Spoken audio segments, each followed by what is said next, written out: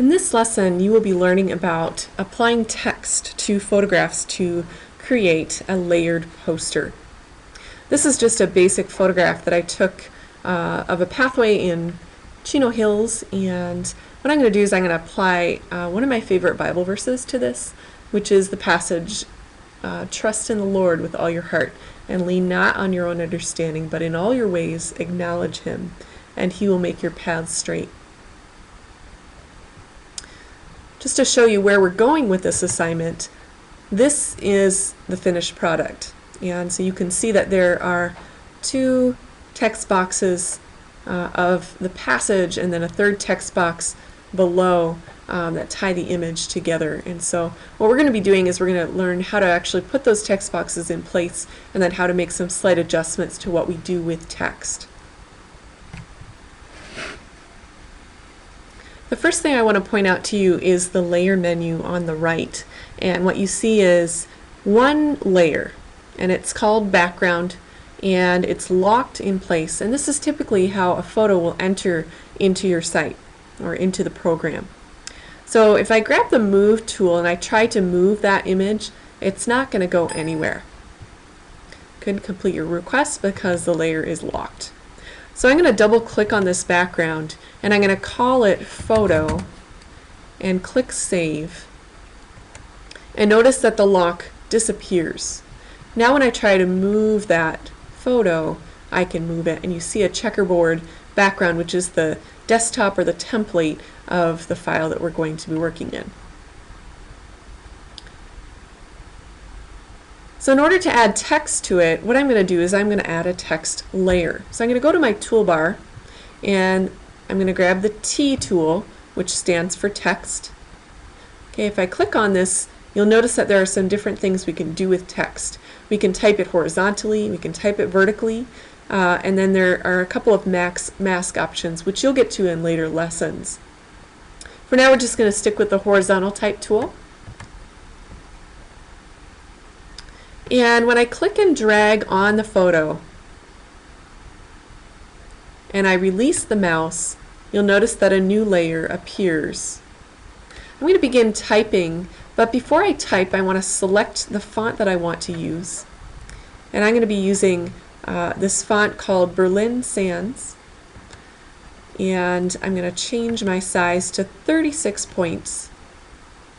And for now, I'm going to stick with black. I'm going to type in my passage.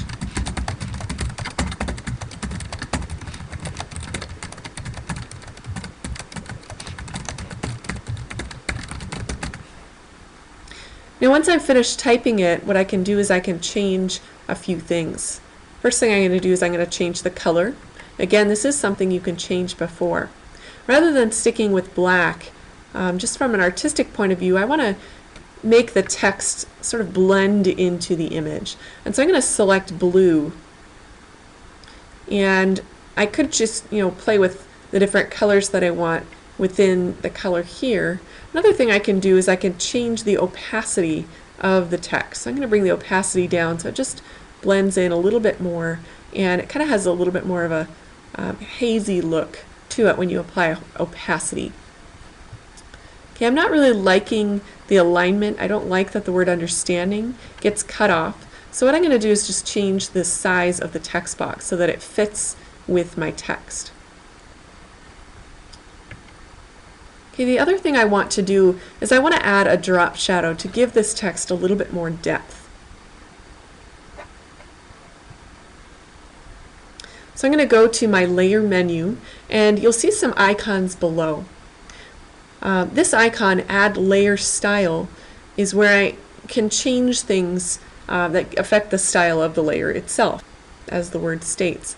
So I'm going to add a drop shadow, and it'll apply a preview. Because the preview box is checked, by unchecking it you can see the original text. But I like to leave that button on so I can see what's happening as I'm working in this layer. Okay, adding distance just changes how far away the drop shadow appears from the text. Okay, the spread is how wide that shadow appears, and then the size is going to blur it out as well. I can also change the opacity of my drop shadow, and I like the way that's looking. I'm going to bring the spread in just a little bit, distance in just a little bit. So this is really just applying kind of your own graphic sense of what looks best. Another option for playing with the text is bevel and emboss. And this just gives a little bit more of a permanence to the text. It's just a stylistic addition that you can use. I would encourage you to try out some of the other options and see what you like. Once I'm happy with that, I'm just going to click OK. Now for my second part of the passage, I want to actually change the direction of the text, so I don't want to apply it within the same text box. Okay, so if I were to click into this, I could continue to edit this text, but I want to create a second block of text. So I'm going to do, what I'm going to do is I'm going to unselect that, click my T tool, and I'm going to click and drag a second text box. Okay, I also want to change and highlight part of this text, but not all of it. So again, if you just select part of the text, I'm going to change this to a brighter yellow, and I'm going to make this bold. So I'm going to add a layer style, I'm going to add a drop shadow, bring that opacity down just a little bit. Okay, the last thing I want to do to this layer is I want to change its direction. So I'm going to select on my T tool, because it is a text box, and I'm going to hover outside, and you'll notice that when the arrows appear like this, it'll allow you to rotate the text box. So this is just one simple adjustment that I want to make. I'm going to add a photo filter. The last thing you want to do is make sure that you save this in the right folder and in the right format. So now you've seen the steps that need to be done to create this. Your task will be to create your own poster, so you will need to find your own photograph and then begin working with the text tool to apply some layers to create your own poster.